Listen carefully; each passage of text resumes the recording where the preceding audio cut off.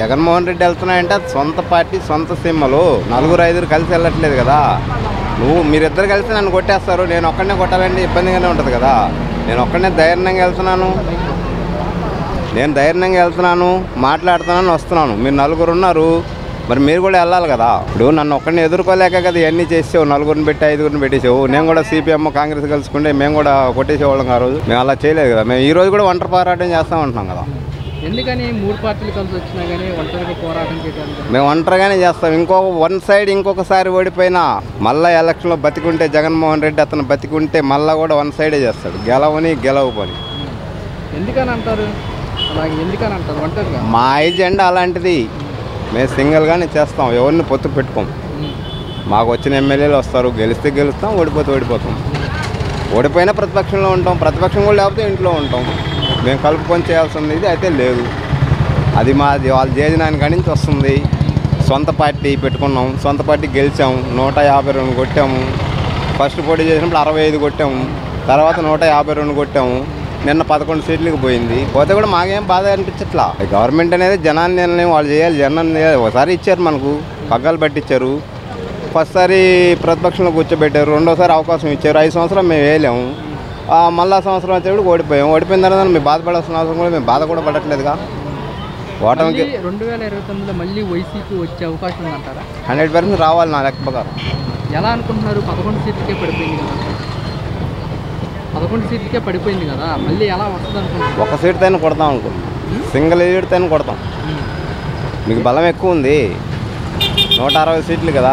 మీకు 79 వస్తే మాకు 81 రావచ్చేమో. అంటే 150 కొడతానని మేము అనట్లేదు కదా. మీకు బలం ఎక్కువ ఉంది కనుక మీకే ఒకటి తగ్గవచ్చు, మాకు ఒకటి పెరగవచ్చు. మన మెద్రాసులో కొట్టింది కదా తమిళనాడు, కొట్టుకోవచ్చు. దాన్ని పరిపాలన చూసి నాయకుడు చూసి ఓటేస్తారు. ఇంకా మోసం చేసి రిగ్గింగ్ చేస్తే అది చెప్పలేము. బలం ఎక్కువ ఉంటే రిగ్గింగ్ కూడా చేయవచ్చుగా. జగన్ 2.0 అంటున్నారు, ఎలా ఉంటుంది? అది ఈసారి కొంచెం స్పీడ్గానే ఉంటుంది. ఎలక్షన్ కోడ్ కానీ వదిలితే స్పీడ్ ఉంటుంది. ఎలక్షన్ కోడ్ వదిలేక స్పీడ్ ఏమి ఉండదు. ఎలక్షన్ కోడ్ వదిలితే స్పీడ్గానే ఉంటుంది. ఆ స్పీడ్ చేయలేకపోతే సింగిల్గా తట్టుకోవాలంటే కూడా కష్టంగానే ఉంటుంది. మీరు ముగ్గురు అయిపోయారు కదా, మేము ఒక్కళ్ళమే. స్పీడ్గా లేకపోతే అయినా చేయవచ్చుగా. బలం మీకు ఎక్కువ ఉంది కదా, బలం మీకు ఎక్కువ ఉన్నప్పుడు మేము కొంచెం హుషారుగా ఉంటాం, మంచిదని ముందే మేలుకుంటాం. జగన్మోహన్ రెడ్డి గుంటూరు పర్యటన ఉంది ఎల్లుండి. కార్యకర్తలు చనిపోతే వాళ్ళ దగ్గరికి వెళ్ళి పరామర్శిస్తానని చెప్పి కూడా అంటున్నారు. పుచ్చుకోమనండి. అంత అయిపోయినాక నేను తుళ్ళూరు వెళ్తా, గుంటూరు వెళ్తానంటే ఎందుకు? అంతకుముందు కూడా నువ్వు ఉన్నావు, మామూలుగా ఈ మీడియా మీద ఈ మార్కెట్కి వెళ్తావు, ఆ మార్కెట్కి వెళ్తావు, అన్ని మార్కెట్లకి వెళ్తావు.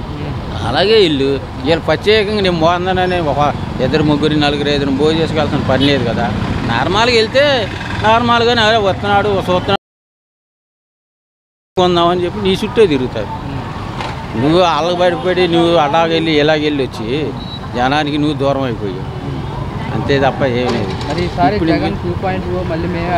సరే ఎవరే, నేను కూడా వచ్చినప్పుడు నేను కూడా వస్తా. 2.4 నాదంట, నా 7 అంటే నీ 6, నా 10 అంట. అది కాదు సమస్య. రేపు జనంలో ఎవరైతే మెరుగ్గా ఉన్నారో, ఎవరైతే చేశారో వాళ్ళు కళ్ళు మూసుకొని ఆ నిమిషంలో ఏం జరిగిందో తెలియదు. అదే లెక్క.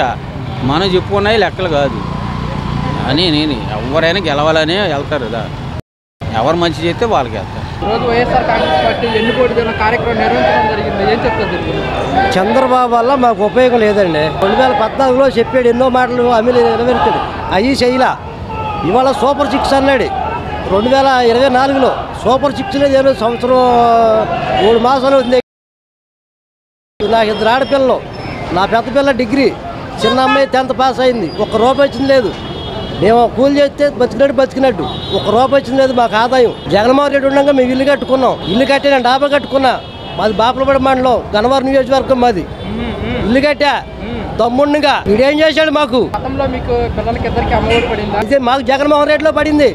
చంద్రబాబు మాకు రూపాయి ఇవ్వలా. జగన్ ప్రభుత్వంలో మాకు మేలు జరిగింది. ఇవాళ మాకేం మేలు జరగట్లా. అది జగన్మోహన్ రెడ్డి నాకు అమ్మఒడి వేసాడు, నాకు 2 లక్షల రూపాయలు లోన్ ఇచ్చాడు. ఇల్లు నా పిల్లల చదువులకి రిప్రజెంట్ వేసాడు, పెద్ద పిల్లకి. నాకు అన్నీ బాగుండే. మరి ఇప్పుడు ఇచ్చిన పథకాలు అమలు చేయడానికి జగన్మోహన్ రెడ్డి రాష్ట్ర ఖజానా మొత్తం ఖాళీ చేశాడు, అందుకోసం అమలు చేయలేకపోతున్నాం. ఎందుకంటే అన్ని అమలు చేస్తాడు. అప్పుడు ఏం చేశాడు? 1,50,000 కోట్ల రూపాయలు తెంగుతాకి ఆ హామీలు ఇస్తే ఎక్కడ తెచ్చేస్తాడు? ఇవాళ ఆదాయం, రాష్ట్ర ఆదాయం ఎంత? 1,00,000 కోట్లు ఆదాయం. తీసుకొచ్చి పెడతా. లోతుగా నేను పరిశీలించాను కాబట్టి కాదండి, 1,50,000 కోట్ల హామీలు ఇచ్చాడు వాడు. ఎక్కడ తీసుకొచ్చి తీరుతామన్నాడు. జగన్మోహన్ రెడ్డి గారు అంటున్నారు, మా ప్రభుత్వం అధికారంలోకి వస్తే పిల్లలకి అమ్మఒడి కానివ్వండి, మహిళలకు చేయూత కానివ్వండి, రైతులకు రైతు భరోసా కానివ్వండి ఇచ్చేవాళ్ళం అంటున్నారు. నిజమేనా? లోగడ ఇచ్చాడుగా, ఇచ్చాడే ఇవ్వలేదా? ఇచ్చాడా ఇవ్వలేదా? అటు వెళ్ళి చూడు, 2 మైళ్ళు కట్టించాడు ఇల్లు. 2 మైళ్ళ దూరం 19,000 గడప కట్టించాడు. అయ్యా వెళ్ళి చూడిపో, చరిత్రలో నిలబడిపోతాడు. కాదండి, జగన్మోహన్ రెడ్డి గారు జగన్మోహన్ రెడ్డి నెంబర్ 1గా చేశాడయ్యా. ఒకటే పాయింట్, ఇక నువ్వు అడగక్కర్లా, జనం తెలుసుకుంటారు. ఇవాళ కాకపోయినా వాళ్ళు చరిత్రలో నిలబడతారు. నీకు ఒకటే గుర్తు, వాళ్ళ నాన్న కానీ వాళ్ళు కానీ నిలబడతారు చరిత్రలో. పేదలకు చేశారనేది సత్యం అనేది 10 రోజులకైనా బయటపడద్ది. చేసినోడు ఎవడో చేయనోడు నేను చేయకుండా చేశానంటే ఎట కుదురుద్ది? అది కాదు. మరి జగన్మోహన్ రెడ్డి గారు ఇన్ని మంచి పథకాలు పెట్టి మీరే చెప్తున్నారు మంచిగా చేస్తారని, ఎందుకు చేసినా ప్రజల ఉద్దేశాలు ఎట్ట ఉన్నాయంటే, ఇప్పుడు నేను 5 ఇస్తాను అన్నాను అనుకో, నువ్వు 10 ఇస్తానంటే నిన్ను నమ్మేస్తారు. లేని వాళ్ళు ఏముందంటే రూపాయి కోసం ఆశపడతాం, సాధ్యం చేస్తాడేమో. ఇప్పుడు 4 ఏళ్ళు పింఛన్ అన్నాడు, 4 ఏళ్ళు ఇస్తాడు, ఇప్పించే కదా అని ఆశపడ్డారు. ఉచిత బస్సు ప్రయాణం అన్నాడు, ఉచితంగా వెళ్ళి రావచ్చు, రోజుకు 50 100 ఎవడి కేబాజిన్న వాళ్ళకి ఉపయోగపడద్దని ఆశపడ్డారు. మరి ఎన్నో ఇంట్లో 2 3 ఉంటే నీకు 10 అని అన్నాడు. ఆశపడతాం సాధ్యమే కదా, ఆశపడ్డారు. మరి మోసపోయాం అనుకుంటారో చేస్తున్నాడు అనుకుంటారో ఇక వాళ్ళకే తెలుస్తుంది. పబ్లిక్గా మేము చెప్పాలంటే బాగాలేదండి. ఓటేసినందుకు బాధపడుతున్నాం అంతే. అంతకుముందు ఆయన బాగానే చేశాడు. ఆయనలో కొన్ని పథకాలు కూడా ఈయన చేయట్లేదు. అంటే ఈయన చేయటమే కదా, ఆ పవన్ కళ్యాణ్ గారు కూడా చేయట్లేదు. ఆయన ఏమైనా చేస్తాడేమో అనుకున్నాం కానీ ఆయన కూడా చేసేదేం లేదు.